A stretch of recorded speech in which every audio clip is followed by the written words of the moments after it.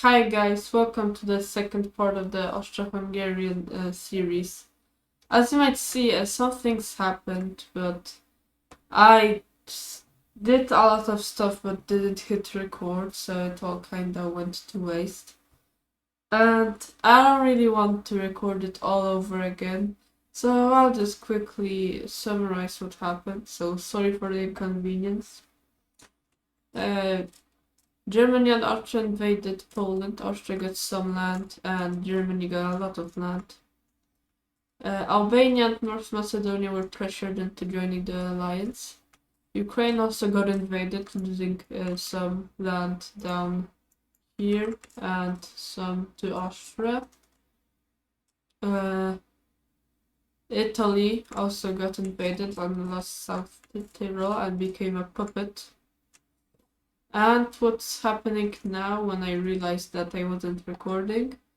The whole alliance invaded France and the Benelux and they won.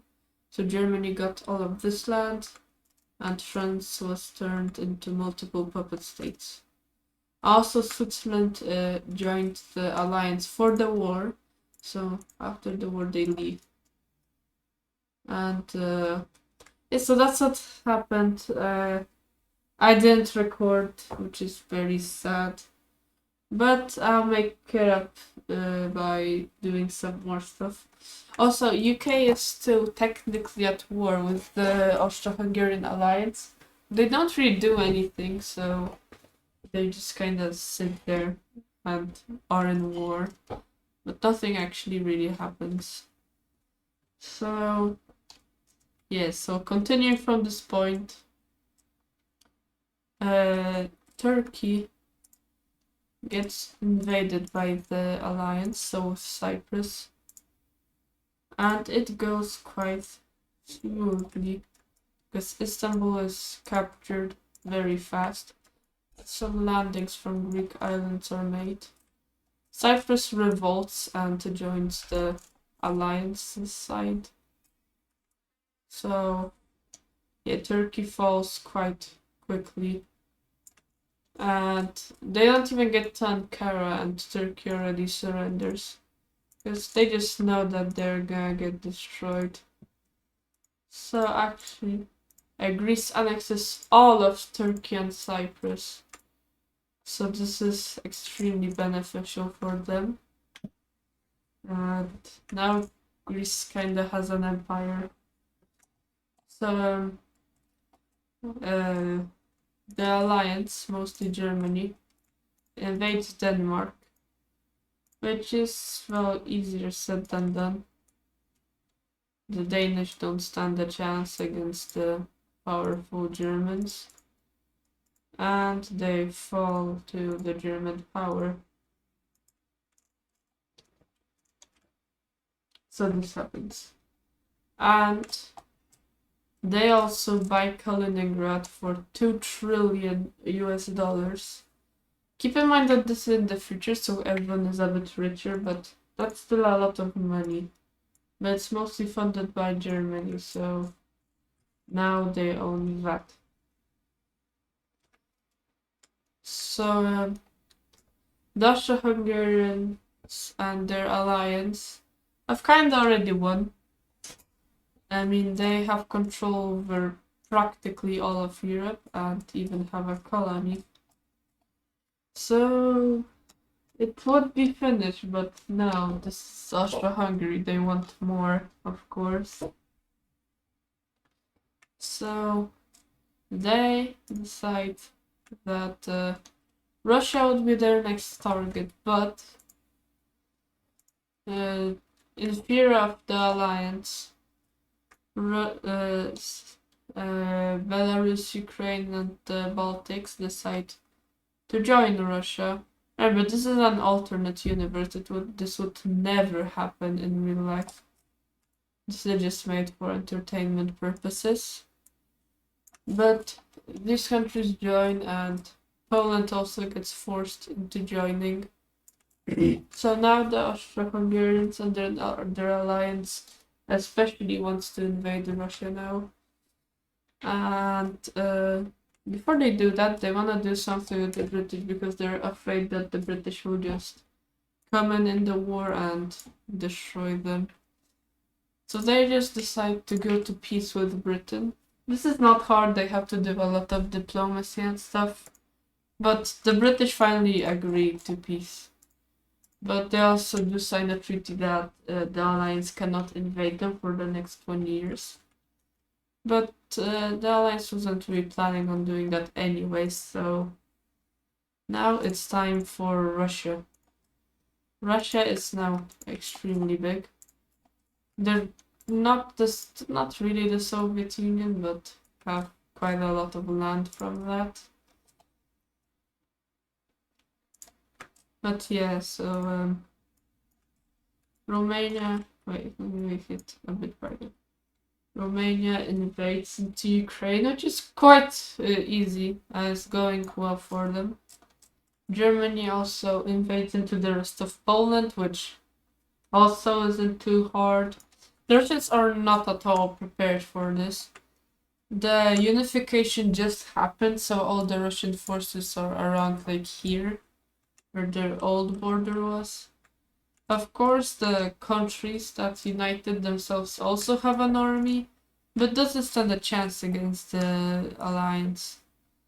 So at the very beginning of the war, it goes very well for the alliance. I was gonna keep calling them the alliance. If you have a better name, then comment. But yeah, they capture quite a lot of stuff. They capture all of the Baltics and most of Belarus, and are starting to reach Crimea, which the Russians were very afraid of because they have a weird obsession with Crimea. But they lose it and they're really mad, so they conscript as many troops to try to get Crimea back. But while they're trying to get Crimea back, the rest of the country is just kind of, it's not going good for Russia. At all, actually, it's not going well. They capture St. Petersburg, and now Russia is losing very hard. So the alliance tries to make an encirclement, which succeeds. And this is a lot of Russian troops, because remember, they're trying to get back Crimea. So after they get wiped out, the Russian army is completely in shambles. So they don't surrender, but the alliance offers peace, which the Russians do end up accepting because they see no hope continuing this war. And yes, so now it's peacetime. Okay, so they take most of their land that they got from Russia. They make Poland into a puppet state. They make the Baltics into a puppet state. They make this weird looking Belarus also into a puppet state. Make Ukraine also into a puppet state. And make Crimea into a separate puppet state. So now Russia is eliminated. So now they have control over all of Europe. But they still want some power overseas, which starts with Africa. They decide to invade Egypt, which Egypt is very strong, but this is the alliance, right? They can do pretty much anything. So they land near Cairo and capture it, and they just kind of go down the Nile and just take everything. They go to like here and push to the Red Sea. This is very bad for the Austro-Hungarians. Even though it might look like they're winning, they're losing a lot of men because, of course, going through sand and starving and burning to death isn't really pleasant. But they do end up winning Egypt, but it still cost them a lot. So, but now at least they do have Egypt, and they make it into a another puppet or a colony of sorts. So now the probably last thing that they will do is invade the Nordics.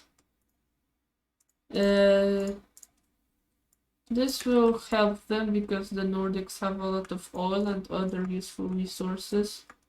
So of course the Alliance would want that. So yeah, they start from Denmark and oh god, sorry, and capture pretty much all of southern Sweden and that island, don't know what it's called. They go towards Oslo, also capturing it. The Nordics aren't that strong, except for Finland. That's Finland is strong, to say the least. And yes, so both of these countries are kind of reduced to nothing because the whole north is just freezing, so there's no real point into doing that. They don't surrender, so this making it a bit hard on the Alliance. But these guys make a landing in Helsinki, quickly capturing it because all of the Finnish have been going here with their troops outside of their own borders and forgetting that this can happen. So this happens and Finland is also kind of destroyed. So the Nordics surrender and become part of the Alliance. So they get turned into one puppet state, the whole Nordic, and they're mostly just exploited for good resources. And yes, so this is how big the empire is now.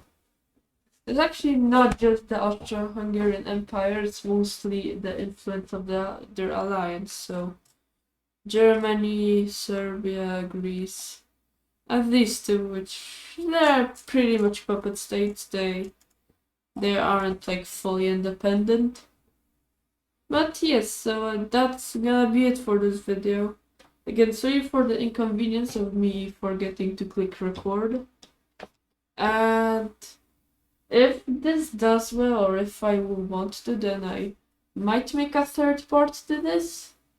But probably not. Well, just type right in the comments what you think. And yes, so that will be it for this video and series probably. So like and subscribe. Have a nice day and thanks for watching. Bye!